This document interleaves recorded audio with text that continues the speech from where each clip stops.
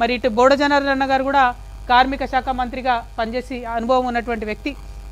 మరి ఇట్లాంటి పెద్ద నాయకులందరి ఆధ్వర్యంలో కార్మికుల హక్కు కోసం తెలంగాణ రక్షణ సేన సగర్వంగా పనిచేస్తూ ముందుకొస్తూ ఉంది.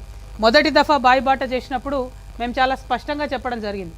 ప్రభుత్వం సింగరేణి సంస్థను నష్టాల్లోకి నెడతా ఉన్నది, మీరే 54,000 కోట్ల రూపాయలు ఇవ్వాలి, అది ఇవ్వకుండా సంస్థను ఇబ్బంది పెడతా ఉన్నారు. ఎందుకు అంటే డైరెక్ట్గా ఇవాళ గని లోపలికి దిగేటటువంటి కార్మికుడికి ఆఫీసర్లు పనిముట్లు ఇవ్వడం లేదు.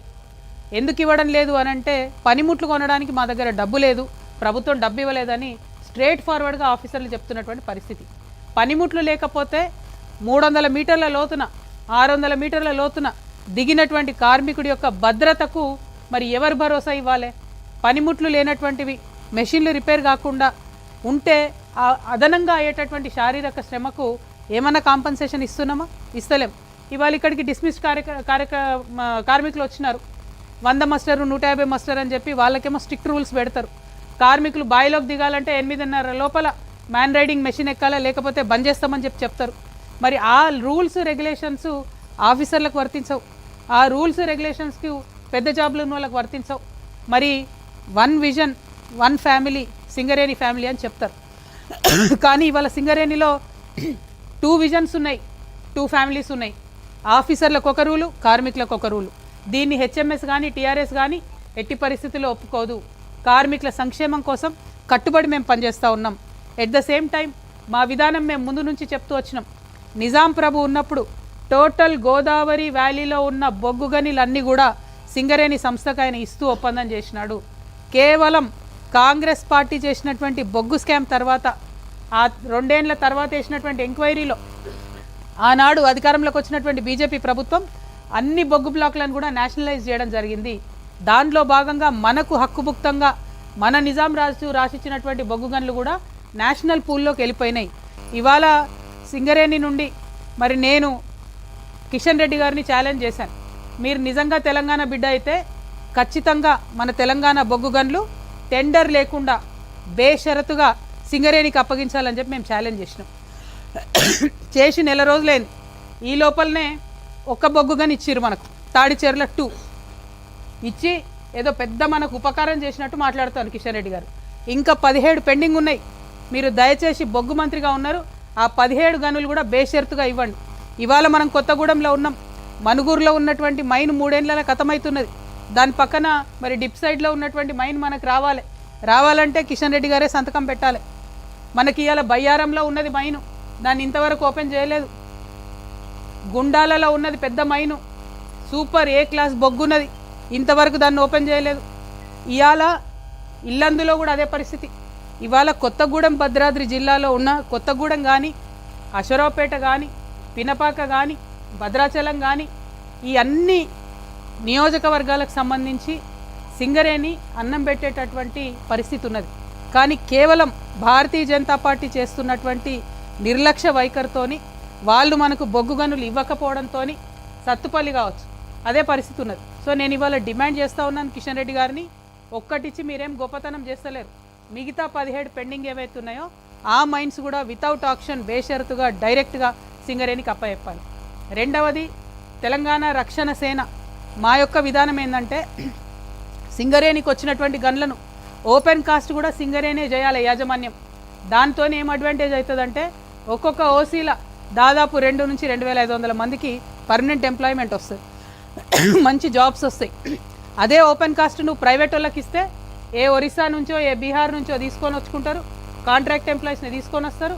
వాళ్ళకు కూడా కనీసం మానవ హక్కులు లేనటువంటి పరిస్థితి ఉంటుంది, మన పిల్లలకు ఉద్యోగాలు ఇవ్వలేని పరిస్థితి ఉంటుంది. ఇవాళ ఇదే సత్తుపల్లిలో ముఖ్యమంత్రి గారి బావమరిది గారికి ఓపెన్ కాస్ట్ మైన్ ఉన్నది. ఇప్పుడు వస్తుంటే కూడా మా కార్మికులు అడిగినారు, అక్క లోకల్ వాళ్ళకి జాబ్లు ఇస్తలేరు, ఒక 50 మంది కన్నా ఇయ్యమనండి అని అడిగినారు. అడుక్కోవాలన్నా మనము కాంట్రాక్ట్ ఇచ్చి ఉల్టా మేము అడుక్కునే పరిస్థితి వస్తున్నది. ఇందుకే చెప్తా ఉన్నాం, పాలసీ నిర్ణయం జరగాలి, ఓపెన్ కాస్ట్ ప్రభుత్వం మన సింగరేణే చేసుకోవాలి. ఇవాళ తాడిచెర్ల 2 ఏదైతే కేంద్ర ప్రభుత్వం ఇచ్చిందో దాన్ని కూడా పోయినసారి బీఆర్ఎస్ గవర్నమెంట్ ఏఎంఆర్ అనే సంస్థకు తాడిచెర్ల 1 బొగ్గు బ్లాక్ ఇచ్చింది. తాడిచెర్ల 2 మాత్రం సింగరేణియే టేకప్ చేయాలి. ఎండిఓ మైనింగ్ డెవలప్మెంట్ ఆపరేటర్ అనేటటువంటిది ఉంటుంది. అంటే కంప్లీట్గా ప్రైవేటు వ్యక్తులకు ఇచ్చేస్తారు మైన్ మొత్తం. తాడిచెర్ల 1 అట్లనే ఇచ్చిండ్రు. ఇవ్వడం వల్ల ఏమైంది, సింగరేణికి ఒక్క రూపాయి కూడా లాభం రాలేదు, ఒక్క తెలంగాణ బిడ్డకు కూడా ఉద్యోగం రాలేదు. ఆ సామ్రాజ్యం వేరే ఉంటుంది, ప్రైవేట్ వాడిది ఉంటుంది, అక్కడ ఎంతమందికి ఉద్యోగాలు ఇచ్చిరో కూడా తెలిసే పరిస్థితి ఉండదు. ఆనాడు దొడ్డిదారులు ఇచ్చిరు, జెన్కోకి ఇచ్చి జెన్కో నుండి ఏఎంఆర్కి ఇచ్చిండ్రు. సో దానికి సంబంధించి మన కంట్రోల్ ఉండదు. ఇవాళ తాడిచెర్ల 2 ఎట్టి పరిస్థితులలో ఏఎంఆర్ కావచ్చు, ఇంకోరు కావచ్చు ఇవ్వడానికి లేదు.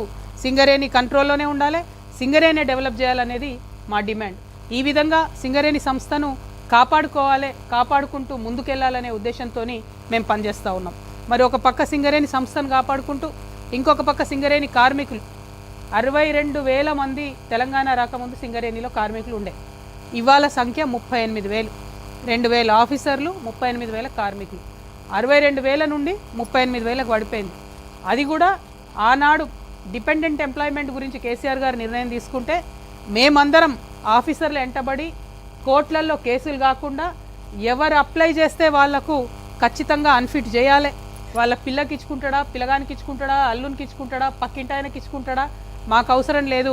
సింగరేణి గని కార్మికుడు జీవితాంతం బాయిలకు దిగి బొక్కల వంకర పోయి నడుము వంగిపోయే పరిస్థితి వస్తుంది. కాబట్టి వాళ్ళకి ఆ చాయిస్ ఇవ్వాలి అని చెప్పి మేము ఆనాడు చాలా లిబరల్గా డిపెండెంట్ ఎంప్లాయ్మెంట్ పాలసీ చేసినాం. ఇవాళ అదంతా బొడగొడుతున్నారు కాంగ్రెస్ వాళ్ళు. కేవలం డబ్బు ఎవరికి ఇస్తే వాళ్ళని అన్ఫిట్ చేయాలనేటటువంటి పరిస్థితి వచ్చింది. ఆ పరిస్థితి ఉండకూడదు. ఖచ్చితంగా ప్రతి నెలలో 2 సార్లు అన్ఫిట్ చేయాలి, మెడికల్ బోర్డు పెట్టాలి అని మేము డిమాండ్ చేస్తూ ఉన్నాం. ఆ డిమాండ్ మామూలుగా చేయడం లేదు. ఇప్పటికే పెండింగ్ ఉన్నాయి 2,000 అప్లికేషన్లు. అవి క్లియర్ కావాలంటే మంత్లీ 2 టైమ్స్ మెడికల్ బోర్డు పెట్టాలి. అవి క్లియర్ అయిన తర్వాత మంత్లీ ఒకసారి పెట్టినా కూడా నడుస్తుంది. కానీ మీరు స్పష్టంగా గవర్నమెంట్ ఆర్డర్ ఇస్తారా, సింగరేణి నుంచి పత్రికా ప్రకటన ఇస్తారా, మాకు సంబంధం లేదు. మీరు క్లియర్గా చెప్పాలి. మీ అనుబంధ సంఘాలతోని లీకులు చేయించడం, మెడికల్ బోర్డు పెడుతున్నాం 15వ తారీఖు నాడు అంటే కుదరదు. మీకు మేము లాస్ట్ మంత్ 28th నెల రోజులు టైం ఇచ్చినాం ప్రభుత్వానికి. వచ్చే 20వ తారీఖు లోపల సింగరేణి నుండా ప్రభుత్వం నుండా విస్పష్టమైన ప్రకటన చేయాలి. లేకపోతే ప్రజాస్వామ్యయుతంగా నేను నిరవధిక నిరాహార దీక్ష రామగుండం ఏరియాలో చేపట్టడం జరుగుతుంది. ఎందుకంటే సింగరేణి గని కార్మికుల యొక్క హక్కును కాపాడడానికి మా ప్రాణాలనైనా పనంగా పెట్టి పోరాటం చేస్తామని చెప్తున్నాం. చెప్పడమే కాదు, చేసి చూపిస్తాం కూడా. ఇంకొక మాట, 3,000 మంది అలియాస్ నేమ్స్తో ఇబ్బంది పడే కార్మికులు ఉంటారు. తండ్రికి ఓ పేరు ఉంటుంది, కొడుకు జాబ్ ఎక్కుతాడు, ఈ జాబ్ కానటువంటి పరిస్థితి విచిత్రంగా ఉంటుంది.